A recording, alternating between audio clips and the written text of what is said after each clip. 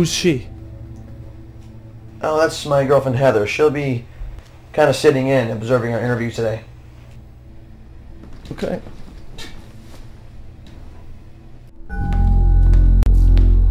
Dr. Riley? Hi.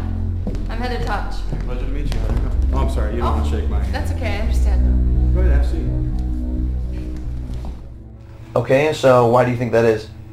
I don't know. I just feel as if no matter what I do, nothing ever changes. Well, that's because you only look at it from your side. Well, look at my situation. I mean, how many different ways do you want me to look at it? My boyfriend does these interviews. Interviews. Explain interviews. Well, he spends a big part of his day, more or less a huge chunk of our relationship, counseling. Counseling how? You mean something like this? Yeah, very much so like this. Except... And that's just something I'm going to have to deal with right now. Well, Jonathan, if that's the case, then you just can't keep blaming yourself. I'm not blaming myself. I'm not blaming anyone. Yeah, you are. No, I'm not. I'm just saying I'm trying to play the cards I've been dealt.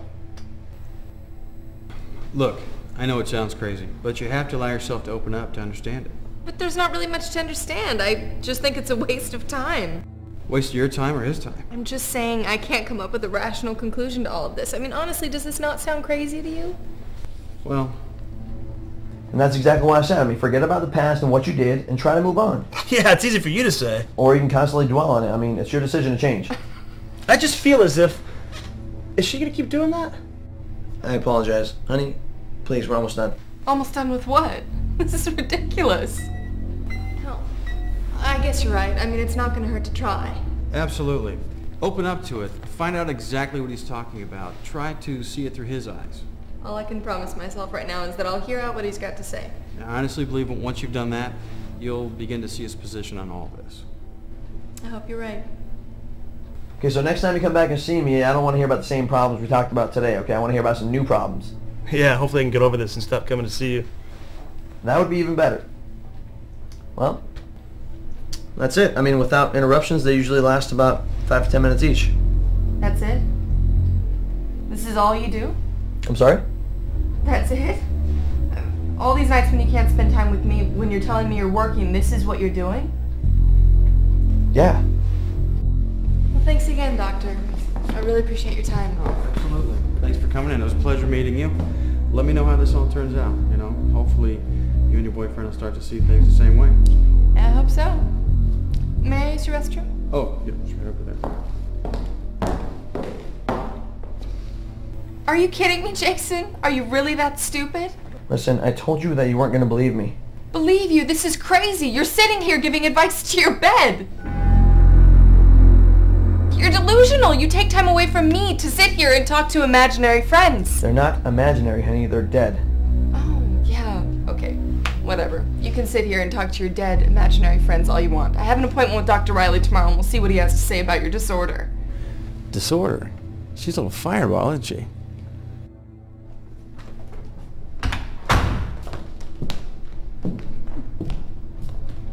Wow. He was in a hurry. Are you coming to dinner?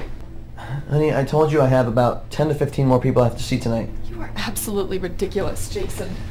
Maybe I should go intercept your appointment with that doctor tomorrow. Honey, I'll call you when I'm done. You've completely lost your mind. Do you honestly believe that there's a group of people here waiting to see you?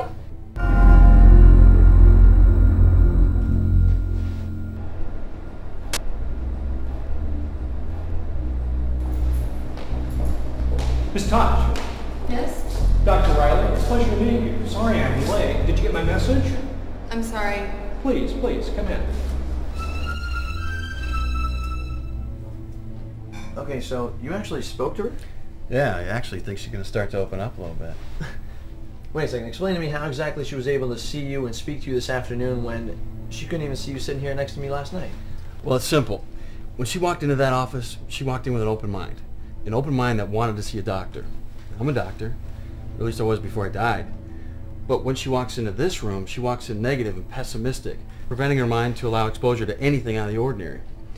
Heck, she's probably seen Jonathan and myself 1,000 times, but at places you'd expect to see normal people. Like at a grocery store buying soy milk, or the produce aisle squeezing papayas. You know, I can tell you this though, she'd never expect to see me sitting here next to you counseling the dead. That would be actually kind of crazy if she opened up enough to start seeing things on my level. Yeah, well, Jason, we had a good conversation, but I wouldn't expect her to be that open. Excuse me, Doc. Hello? Hey, I just wanted to come over and apologize for calling you names last night. I think you should have all the imaginary friends you want. Hey, how did your meeting with Dr. Riley go? It was really weird. I don't know. I'll tell you about it later. I'm pulling in right now. Okay, I'll see you upstairs. Hey, are you having a party? No? Why? Oh, then your sister must be having people over because a bunch of people just walked inside your house. What do they look like? Oh, she must be having a costume party because everyone's dressed really funny.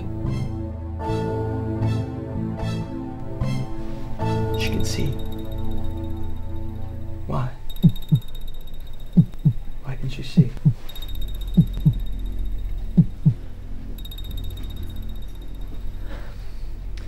Hello, Mrs. Touch. Hello, Jason. Hello? Hey, honey, hurry up here, will ya? Okay, is everything all right? Yeah. Everything's fine.